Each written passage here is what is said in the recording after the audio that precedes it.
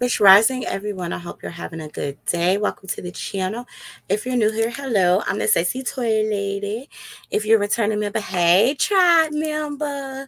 So we're not doing a disclaimer because we aren't doing any toy reviews today. We're going to talk about something a little bit more serious, and I want to discuss how the discrimination of Black women's sexual reproductive health has just been messed up in this America since they kidnapped us and brought us over here, right? We have no health equality.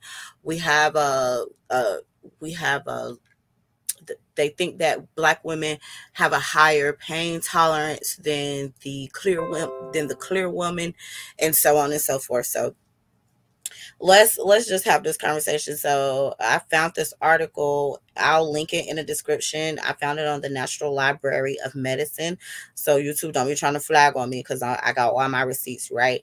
So the sexual and reproductive health of African American women has been compromised due to like a lot of things, including racism and discriminatory healthcare practices that dates back to the fucking Civil War era. Okay, so studies rarely have considered how the historical underpinnings of racial discrimination has negatively influenced the present day health outcomes of the African American woman.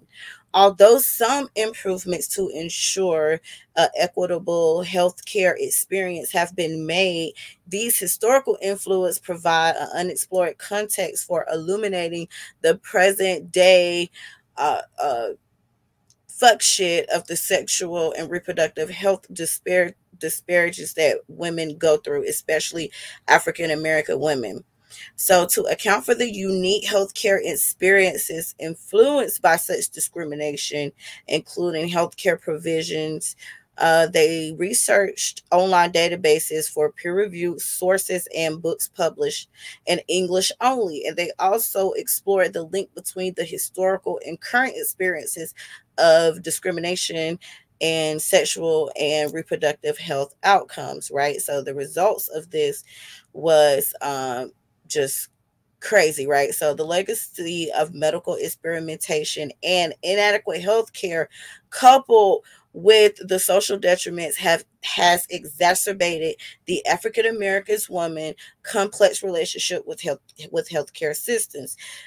These social detriments of health associated with the institutionalization and impersonal racism, including poverty and unemployment and residential segregation, may make African American women more vulnerable to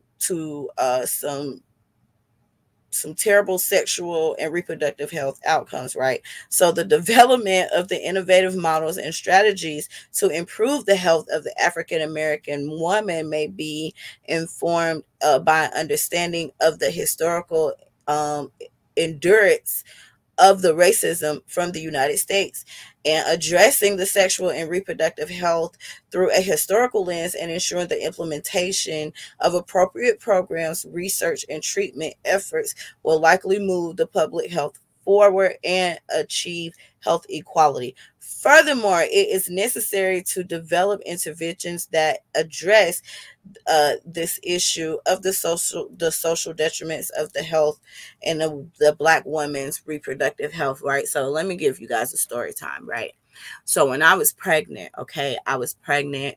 I was young, right? I was 21, but I had a very high risk pregnancy because of pre-existing conditions, that I am willing to discuss and some that I am not willing to discuss. Okay, but I have issues with like fibroid cysts on my ovaries.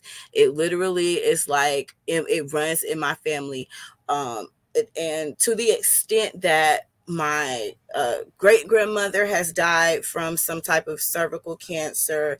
My grandmother and my great aunt on my father's side have both had to deal with some type of uterine cancer and also breast cancer, but we're going to focus on the uterine cancer.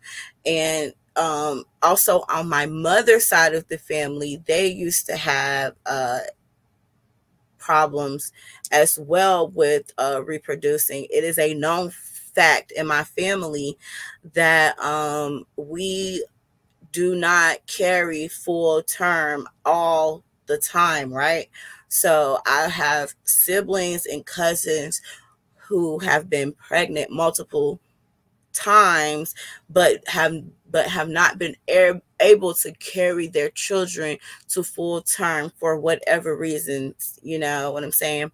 So this is something that we in my family know. And when I speak to other Black women, you know, we share the same sentiments. And I've even had this conversation on We On Lock's platform before. And believe it or not, he fucking kicked me off, right? But Black women are looked at as more tolerable of pain. They are less likely to give us medicine or less likely to take our concerns seriously. I can remember when my mother had cancer. At the time, she didn't know that she had cancer, but they told her that she had a cyst on her back, right? So she went to her doctor and they drained it, right? And then what happened? It actually filled right back up. Like the shit was so big, it looked like she had a fucking titty on her back, right? So then the second time that they drained it, cutting her open, they actually put a tube in. And once that did not give her any relief and it wouldn't heal after a week, they then went to try to find other options. And from the time that she started to have this issue until the time that she was diagnosed with cancer was about 6 months.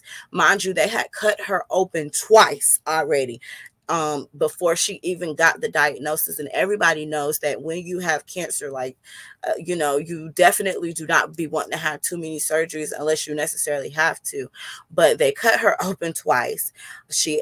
And that was able to let the cancer cells spread throughout her whole body to the point where it had ravaged her body in a short amount of time. And had her doctors would have taken her seriously, right? And had they would have treated her the same way that they would have treated her white counterpart, she may have still been here today. And she was in her early 40s when she died, right? So I take my health very seriously. I know I be getting turned up or whatever. The toy lady do like to have a stiff drink or two, but I take what I put into my body very seriously. Besides that, right? I try to eat healthy. I try to exercise. I make sure I go to all of my doctor's appointments. I took it upon myself to find the best of the best African-American doctors as far as my OBGYN go and my personal just family doctor, because some of these clear doctors do not bat an eye when you come to them and you have all these symptoms, right? I can remember them telling me at a very young age that I would not be able to have children. So I was quite surprised when I popped up pregnant with Mello, because these motherfuckers had told me that because of my health condition, dealing with my ovaries, that I would not be able to have a child. I have been pregnant more than one time, but Mello was the only child that I carried full term, right? Again, I've already said in this video that in my family, it's a well-known fact that we don't celebrate pregnancies, and it's so fucking sad. We don't even celebrate pregnancies until we're like past 6 months, because we already know like that we could lose this baby at any moment just due to our, you know, pre-existing health conditions, right? I really do wish that people would take Black women's health more seriously. And if you don't believe it, please look into the good sister Serena Williams, because she almost died giving birth to her first child. She almost bled out. Mind you, she's married to a clear man, and she is the Serena Williams, and she still almost lost her life dealing with childbirth. And she had a lot of complications with her first child and the child that she just had, I believe, last year. And she spoke publicly about the concerns and the ways that she was discriminated against when she was pregnant. And she is the Venus Williams, or Serena, whichever the fuck one is married to the one who has read it, who's married to the clear man, right? Now imagine her, a world famous, everybody knows who she is, Everybody knows who she is. She's supposed to have the best of the best doctors, and she was still discriminated against. So what do you think is happening to us young Black women who are quote unquote nobodies to these doctors out here in the everyday world?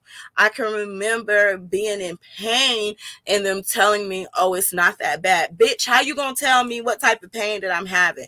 Like, ho, you got me fucked up. You better give me something, because if my clear counterpart was to come in here complaining of the same symptoms, they would be treated totally different. Please take your health serious, young melanated women. If a doctor is ignoring you, move the fuck on. Don't give up on your health, because to give up on your health is to give up on your legacy, and legacy matters to me. I don't know about you motherfuckers out here, but I plan on having great grandchildren, right? And I know that if I even try and attempt to get pregnant, there's a 50-50 chance that that baby is not going to make it. Imagine being 4 and 5 months pregnant and feeling your baby kick and still be scared that you're not going to be able to carry that baby to full term. It's scary as shit. So when people ask me, am I going to have more children? I prefer not to. I always thought I wanted to have more children, but once I went through the experience of not being able to carry a child to full term, and even when I was able to carry a child to full term, I had such a hard time with it that I was like really thinking, what the fuck were you thinking, right? And even after that, I've had problems. Like, I only have one ovary at this point, and I'm 32, and I had to get one of my ovaries removed just because I just kept having cysts that I would be in so much excruciating pain, and the motherfuckers would be like, take a ibuprofen, and nobody really would pay me any attention. So I had to do my due diligence and find a healthcare provider who would be more sensitive to me and my race, right? Because again, some of these doctors are only in it for the coin. And again, since the Civil War days, you know, it has been said that Black women have a way higher tolerance than white women, when I don't believe that that's true. Right? I just don't believe it. So we need to do better with advocating for ourselves. If your doctor is ignoring you, keep it fucking pushing. This is what we pay for health insurance for. Find you somebody who's going to actually care about your health and your well-being. I hope this video helps somebody. If you are out there dealing with ovarian cysts and you have endometriosis, do not be scared. You just simply need to find somebody who specializes in that specific issue and move accordingly. When you know better, you do better, okay? Health is wealth. Health is wealth. Y'all have a good day.